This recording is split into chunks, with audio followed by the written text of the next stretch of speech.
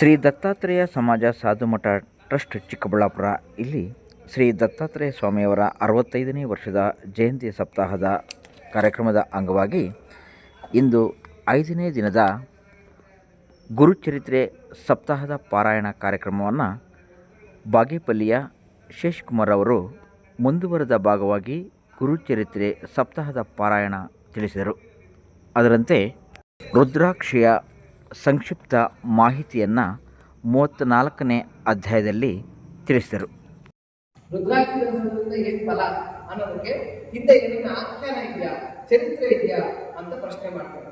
ಆವಾಗ ಶ್ರೀ ಗುರುಗಳು ಹೇಳ್ತಾರೆ, ನಂದಿ ಗ್ರಾಮ ಅಂತ ಒಂದು ಗ್ರಾಮ ಇತ್ತು. ಹಿಂದಿನ ಕಾಲಕ್ಕೆ ನಂದಿ ಗ್ರಾಮ ಅಂತಕ್ಕಂಥ ಒಂದು ಗ್ರಾಮ ಇತ್ತು. ಆ ಗ್ರಾಮದಲ್ಲಿ ಮಹಾನಂದ ಅಂತಕ್ಕಂಥ ಒಬ್ಬ ವೇಶ್ಯ ಇತ್ತು. ಆಕೆ ವೇಶ್ಯ ಅಂದ್ರೆ ಊರಿಗೆ ಒಂದು ರಾಜ ನರ್ತಕಿ ಇರ್ತದೆ. ನರ್ತಕಿ ಆ ನರ್ತಕಿ ಏನ್ ಮಾಡ್ತಾಳೆ ಅಂದ್ರೆ ಒಂದು ನಾಟ್ಯ ಮಂಟಪ ಅಂತ ಇರುತ್ತೆ. ಆ ಒಂದು ನರ್ತಕಿಯ ಮನೆ ಒಳಗೆ ನಾಟ್ಯ ಮಂಟಪ ಅಂತ ಇರುತ್ತೆ. ಆ ನಾಟ್ಯ ಮಂಟಪದಲ್ಲಿ ಆಕೆ ಏನ್ ಮಾಡ್ತಾಳೆ ಅಂತಂದ್ರೆ ಒಂದು ಕೋಳಿನ ಸಾಕೊಂಡಿರ್ತಾಳೆ. ಈ ರಾಜ ನರ್ತಕಿ ಶಿವಭಕ್ತರು, ಸಹಜವಾಗಿ ಶಿವಭಕ್ತರು. ಇವಳೇನ್ ಮಾಡ್ತಿರ್ತಾಳೆ, ಆ ನಾಟ್ಯ ಮಂಟಪಕ್ಕೆ ಕಟ್ಟಿರ್ತಕ್ಕಂಥ ಆ ಕೋತಿ ಮತ್ತೆ ಕೋಳಿಗೆ ಅಲಂಕಾರಪ್ರಾಯವಾಗಿ ರುದ್ರಾಕ್ಷಿಗಳನ್ನ ಕಟ್ಟಿರ್ತಾರೆ. ಯಾವುದಕ್ಕೆ? ಆ ಕೋತಿಗೆ ಮತ್ತೆ ಕೋಳಿಗೆ ಅಲಂಕಾರಪ್ರಾಯವಾಗಿ ರುದ್ರಾಕ್ಷಿಗಳನ್ನ ಹಾಕಿರ್ತಾರೆ. ಸಾಕಷ್ಟು ಜನ ಶಿವಭಕ್ತರು, ಸಾಕಷ್ಟು ಜನ ಇವರು ಎಲ್ಲರೂ ಆ ವೇಶ್ಯ ಮನೆಗೆ ಬಂದು ಹೋಗ್ತಾರೆ. ಆ ವೇಶ್ಯ ಒಂದು ವ್ರತ ಇರುತ್ತೆ. ಅದೇನು ಅಂತಂದ್ರೆ, ಯಾರೇ ಬಂದ್ರು ಕೂಡ 3 ದಿವಸ ಆ ಒಂದು ಬಂದಿರ್ತಕ್ಕಂಥ ಪುರುಷನ ಜೊತೆ ಹೀಗೆ ಇರ್ತಾರೆ.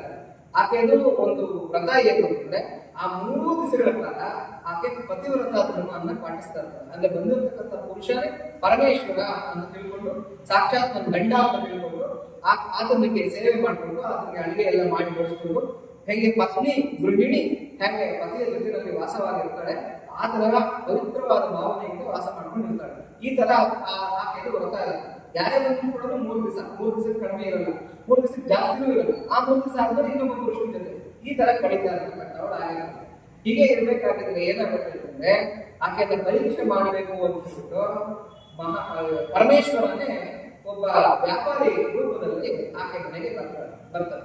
ಬಂದ್ರೆ ಆತನ ಕೈನಲ್ಲಿ ಅದ್ಭುತವಾಗಿರ್ತಕ್ಕಂಥ ಒಂದು ರತ್ನ ಖಚಿತವಾಗಿರ್ತಕ್ಕಂಥ ಶಿವಲಿಂಗ ಇರುತ್ತೆ. ಒಂದು ಪಚ್ಚೆ ಲಿಂಗ ಅಂತ ಅದ್ಭುತವಾಗಿರುತ್ತೆ. ಅದನ್ನು ನೋಡಿ ಈ ಮಹಾನಂದ ಅಂತಕ್ಕಂಥ ವೇಶ್ಯೆಗೆ ತುಂಬಾ ಆಸೆ ಆಗುತ್ತೆ. ಆ ಪಚ್ಚಲಿಂಗ ನಮ್ಗೆ ಕೊಡ್ತೀರಾ, ನಾನು ಅದನ್ನ ಆರಾಧನೆ ಮಾಡ್ಕೋಬೇಕು ಅಂತ ಕೇಳ್ತೇನೆ. ಆವಾಗ ಆ ವ್ಯಾಪಾರಿ ಹೇಳ್ತಾನೆ, ಇದು ಬೇಕು ಅಂತಂದ್ರೆ ನೀವು ನನಗೆ ಬೇಕು ಅಂತ ಹೇಳಿ. ಆದ್ರೆ ನನ್ನೊಂದು ವ್ರತ ಇದೆ. 3 ದಿವಸ ನಾನು ಪತ್ನಿಯಂತೆ ನಿಮಗೆ ಸೇವೆ ಮಾಡ್ತೀನಿ, ಪತ್ನಿಯಂತೆ ನಿಮಗೆ ಅಡುಗೆ ಊಟೋಪಚಾರಗಳನ್ನೆಲ್ಲ ಮಾಡಿಸ್ತೀನಿ, ಪತ್ನಿಯಂತೆ ನಿಮ್ ಜೊತೆ ನಾನು ಇರ್ತೀನಿ. ಈ ಒಂದು ಕಂಡೀಷನ್ ಒಪ್ಕೊಳ್ಳೋದಾದ್ರೆ ನಾನು ಇರ್ತೀನಿ ಅಂತ ಹೇಳ್ತೀನಿ. ಆಯ್ತು ಅಂತ ವ್ಯಾಪಾರಿ ಹೇಳ್ತಾನೆ. ಆವಾಗ ಆನಂದವಾಗಿ ಆಕೆ ಅದನ್ನ ಬರಮಾಡ್ಕೊಳ್ತಾಳೆ. ಆತ ಸಹಜವಾಗಿ ರುದ್ರಾಕ್ಷಗಳನ್ನ ಮತ್ತು ಭಸ್ಮನ್ನ ಧಾರಣೆ ಮಾಡ್ಕೊಂಡು ಬಂದಿರ್ತಾನೆ. ಆಗ ಹಾಕೊಂಡ್ಬಂದಿರ್ತಕ್ಕಂಥ ರುದ್ರಾಕ್ಷಗಳನ್ನ ಆ ನಾಟ್ಯ ಮಂಟಪದಲ್ಲಿ ಹೀಗೆ ಕಟ್ಟಾಕಿರ್ತಕ್ಕಂಥ ಕೋತಿಗೆ ಕೋಳಿಗೆ ಹಾಕ್ತಾನೆ. ಆ ವೇಶ್ಯ ಮನೆಗೆ ಹೋಗೋ ಮುಂಚೆ ಅದನ್ನು ಹಾಕೊಂಡಿರ್ತಕ್ಕಂಥ ನೋಡಲಿರ್ತಕ್ಕಂಥ ರುದ್ರಾಕ್ಷಗಳನ್ನ ಆ ಕೋತಿಗೆ ಕೋಳಿಗೆ ಹಾಕ್ಬಿಟ್ಟು ಏನ್ ಮಾಡ್ತಾನೆ, ಆ ನಾಟ್ಯ ಮಂಟಪಗಳಿಗೆ ಹೋಗ್ತಾನೆ. ಆ ವೇಶ್ಯ ಮನೆಗೆ ಪ್ರವೇಶ ಮಾಡ್ತಾನೆ. ವೇಶ್ಯೆ ಆಕೆ ಅದನ್ನ ಕಾಲು ಕೊಡೋದು ಬರಮಾಡಿಕೊಂಡು ಸಾಕ್ಷಾತ್ ಗಂಡನನ್ನ ಹೆಂಗೆ ನೋಡ್ತಾರೆ, ಪರಮೇಶ್ವರನನ್ನ ಹೆಂಗೆ ನೋಡ್ತಾರೆ, ಹಂಗೆ ಆಕೆ ಆರಾಧಿಸಲು ಆಗ್ತಾರೆ. ಹೀಗೆ ಇರ್ಬೇಕಾಗಿದ್ರೆ ಅವತ್ತು ರಾತ್ರಿ ಕಡಿತಾ ಇರ್ತಾರೆ. ಅಷ್ಟೊತ್ತಿಗೆ ಏನಾಗುತ್ತೆ ಅಂತಂದ್ರೆ, ಆ ನಾಟ್ಯ ಮಂಟಪಕ್ಕೆ ಹೇಗೋ ಪರಮೇಶ್ವರನ ಒಂದು ಅನುಜ್ಞೆಯಂತೆ ಬೆಂಕಿ ಬಿದ್ದುಬಿಡುತ್ತೆ. ಆ ನಾಟ್ಯ ಮಂಟಪಕ್ಕೆ ಬೆಂಕಿ ಬಿದ್ದುಬಿಡುತ್ತೆ. ಬೆಂಕಿ ಬಿದ್ದುಬಿಟ್ಟು ಆ ಶಿವಲಿಂಗನ್ನು ಅಲ್ಲೇ ಇಟ್ಟಿರ್ತಾರೆ. ಆ ಪಚ್ಚೆ ಶಿವಲಿಂಗನ್ನು ಕೂಡ ಅಲ್ಲೇ ಇಟ್ಟಿರ್ತಾರೆ. ಆ ಪಚ್ಚೆ ಶಿವಲಿಂಗ, ಕೋತಿ, ಕೋಡಿ ಎಲ್ಲ ಕೂಡ ನಾಟ್ಯ ಮಂಟಪದಲ್ಲಿ ಸುಟ್ಟೋಗ್ತದೆ. ನಾಟ್ಯ ಮಂಟಪದಲ್ಲಿ ಬೆಂಕಿ ಬಿದ್ದಿರೋದನ್ನ ಗೊತ್ತಾಗಿ ಆರಿಸ್ಬೇಕು ಅಂತ ಹೇಳ್ಬಿಟ್ಟು ಬಹಳ ಪ್ರಯತ್ನ ಪಡ್ತಾರೆ. ಅಗ್ನಿ ಅವಘಡ ನಡೆದು ಹೋಗ್ಬಿಡುತ್ತೆ. ಹೇಗೋ ಅದು ಉಳಿದು ಹೋಗ್ಬಿಡುತ್ತೆ. ಈ ವ್ಯಾಪಾರಿಗಳು ತುಂಬಾ ಕಷ್ಟಪಡ್ತಾನೆ, ಈ ವೇಶ್ಯರು ತುಂಬಾ ಕಷ್ಟಪಡ್ತಾಳೆ. ಆದ್ರೆ ಅದನ್ನ ಉಳಿಸ್ಕೊಳ್ಳೋದಕ್ಕಾಗೋದಿಲ್ಲ. ಆ ಬೂದಿಯೆಲ್ಲ ಹುಡುಕಾಡ್ತಾರೆ, ಆ ಪಚ್ಚೆ ಲಿಂಗ ಅಂತಕ್ಕಂಥದ್ದು ಸಿಗೋದಿಲ್ಲ. ಕಡೆಗೆ ಅಲ್ಲಿರ್ತಕ್ಕಂಥ ಆ ಕೋತಿ ಕೋಳಿಂದ ಅವ್ರು ನೋಡೋಣ ಅಂದ್ರೆ ಅದು ಎಲ್ಲ ಸುಟ್ಟು ಬೂದಿ ಆಗೋಗ್ಬಿಟ್ಟು ಹೀಗಾಗೋಗ್ಬಿಡುತ್ತೆ. ಹೀಗಾಗೋಗ್ಬಿಟ್ಟಾಗ ಆ ವೇಶ್ಯ ಹೇಳ್ತಾರೆ, ಅಯ್ಯೋ ಈ ತರ ಬಂದೋಗ್ಬಿಟ್ಟಲ್ಲ.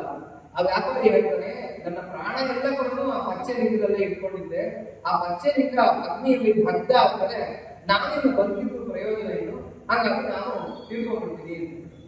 ಆವಾಗ ಆಕೆ ಹೇಳ್ತಾಳೆ, ನಿನ್ನನ್ನು ನಾನು ಗಂಡ ಅಂತ ನಾನು ನಿರ್ಧಾರಣೆ ಮಾಡ್ಕೊಂಡಿದ್ದೀನಿ, ನೀನು ಈ 3 ದಿವಸ ಕೊಟ್ಟು ನನಗೆ ಗಂಡನಾಗಿರ್ತೀಯ, ನೀನೇನಂತ ಅಗ್ನಿ ಪ್ರವೇಶ ಮಾಡಿದ್ರೆ ನಾನು ನಿನ್ ಜೊತೆ ಸಹಗಮನ ಮಾಡ್ಕೊಡ್ತೀನಿ ಅಂತ ಹೇಳ್ತಾನೆ. ಆತ ಹೇಳ್ತಾನೆ, ನೀನ್ ವೇಶ್ಯೆ ಅಲ್ವಾ, ನೀನ್ ಯಾಕೆ ಸಹಗಮನ ಮಾಡ್ಬೇಕು, ನಿಮ್ಗೆ ಅದ್ರ ಅವಶ್ಯಕತೆ ಏನಿದೆ ಅಂತ ಹೇಳ್ತಾರೆ. ನಾನು ವೇಶ್ಯೆ ಆಗೋದ್ರೂ ನನಗೆ ವ್ರತ ಇದೆ, 3 ದಿನಗಳು ನನ್ನ ಜೊತೆ ಯಾವ ಪುರುಷ ಇದ್ರು ಕೂಡ ಅವನನ್ನ ನಾನು ಗಂಡ ಅಂತ ಭಾವಿಸ್ಕೊಡ್ತೀನಿ, ಹಂಗಾಗಿ ನಾನು ನಿನ್ ಜೊತೆ ಸಹಗಮನ ಮಾಡ್ತೀನಿ.